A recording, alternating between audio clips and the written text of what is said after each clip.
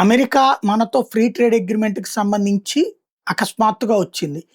ఎందుకు అంటే European union మనతో ఒప్పందం చేసుకుంటోంది గాబట్టి, దానికంటే ముందే ఎగ్జిస్ట్‌లోకి రావాలని.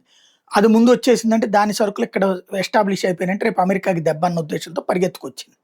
అయితే ఈయూతో ఒప్పందం తర్వాత మోడీని దెబ్బతీయడానికి, మోడీని గద్దె దించడానికి చాలా పెద్ద కుట్రే చేసింది అమెరికా. ప్రయత్నించింది, విఫలమయ్యింది. ఈ విఫలంలో చంద్రబాబు గారి పాత్రుంది.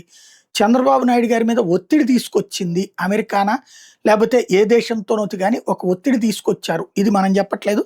జాతీయవాద నేషనల్‌కి సంబంధించినటువంటి ఎవరైతే అక్షిత్ సింగ్ లాంటి వాళ్ళు ప్రొజెక్ట్ చేసుకొస్తున్నారు. చంద్రబాబు గారిది ని ఆహ్, ఒక దేశపు ఎంబసీ, పాశ్చాత్య దేశాలకు సంబంధించినటువంటి ఒక ఎంబసీ బాగా ట్రై చేసింది చంద్రబాబు గారి మీద. అట్లాగే చంద్రబాబు గారిని జేడీయూ నితీష్ కుమార్‌ని ఆహ్, మద్దతు ఉపసంహరించుకోమని. బట్ వాళ్ళిద్దరూ ఒప్పుకోలేదు.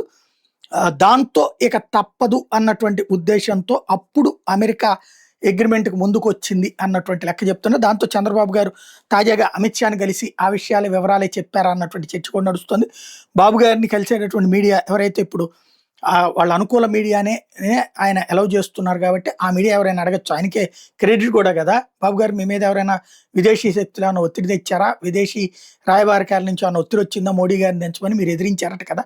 వ్యతిరేకించారంట కదా! అని అడిగితే వాళ్ళు ఆయన సమాధానం చెప్తారు కదా! అప్పుడు క్లారిటీ వస్తుంది.